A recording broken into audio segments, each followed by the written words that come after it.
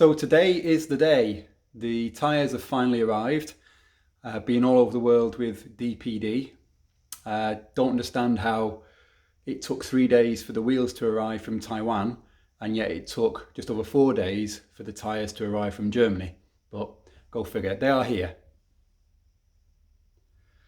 So all I need to do now is put them in the car with the wheels and head off to the local tyre fitting centre, and then we can get back, get them on the car and see how they look.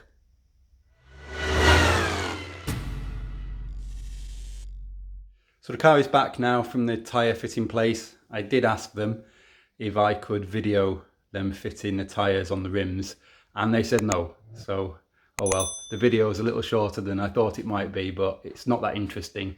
But it might be cool. But the car is behind me, all back. So let's have a look and see how the wheels turned out.